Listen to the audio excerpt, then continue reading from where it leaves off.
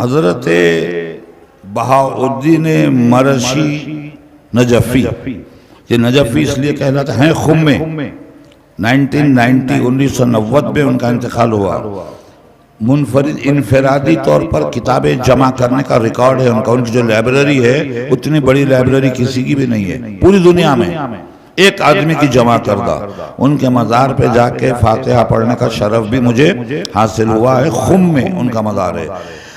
نجفی اس لیے کہلائے کہ پیدائشی نجف کے تھے، نجف میں زیر تعلیم تھے، نجف میں رہنا چاہتے تھے، ان کو حکم ہوا امام کی جانب سے کہ تم خم جاؤ، وہاں جا کے ہمارے دین اور ہمارے مذہب کی تشریح و ترویج کا کام سنبھالو۔ ان کا واقعہ ہے کم سنی کا، وہ 8-9 برس کے تھے، توجہ چاہوں گا، وہ زیر تعلیم تھے، حوض علمیہ میں نجف میں پڑھتے تھے۔ ان کے لیے یہ ہو گیا کہ 8-9 برس کے سن میں ان کی بینائی جو ہے وہ زائل ہونے لگی، آہستہ آہستہ وہ محسوس کرنے لگے مجھے کم دکھ رہا ہے، کم نظر آ رہا ہے۔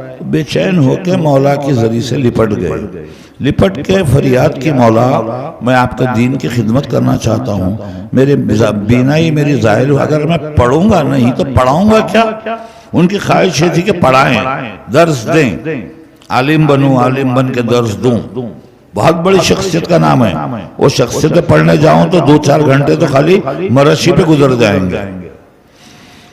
لپٹ کے رونے لگے کہ مولا میں کیا کروں، آپ مجھے بتائیے کہ میں کیا کروں، اس کے لیے علاج تو میں کروا رہا ہوں مگر علاج کا فائدہ نہیں ہو رہا ہے، بینائی میری آہستہ آہستہ زائل ہو رہی ہے۔ فریاد کی مولا سے، مولا میں پڑھوں گا نہیں تو پڑھاؤں گا کیسے؟ 2-3 دن مولا کے فریاد کی، اس کے بعد خواب میں دیکھا، اب توجہ زحمت مربوط تمام ہے۔ خواب میں کیا دیکھا؟ یہ اپنے گھر کے کسی کام سے نکلے ہیں بازار میں، بازار میں گئے تو بازار میں ایک ماتمی جلوس جا رہا تھا، لوگ ماتم کر رہے تھے، خون کا ماتم ہو رہا تھا اور وہ خون زمین پہ گرتا جا رہا تھا، یہ ان کے ساتھ ساتھ جا رہے تھے۔ تو ایک مرتبہ انہیں غیب سے آواز آئی کہ مرشی وہ جس زمین پہ خون گر رہا ہے وہاں کی مٹی اٹھا کر اپنے آنکھوں کو لگا لو۔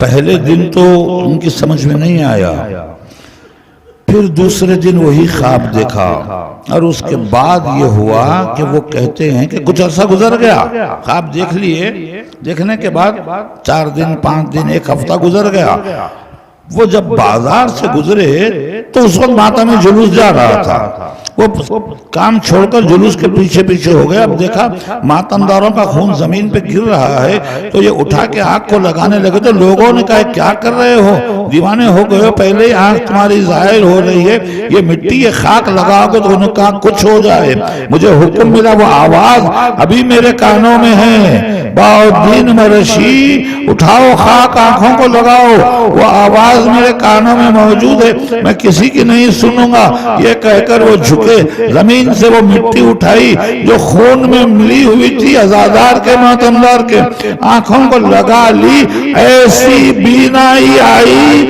اینک کی ضرورت نہیں پڑی۔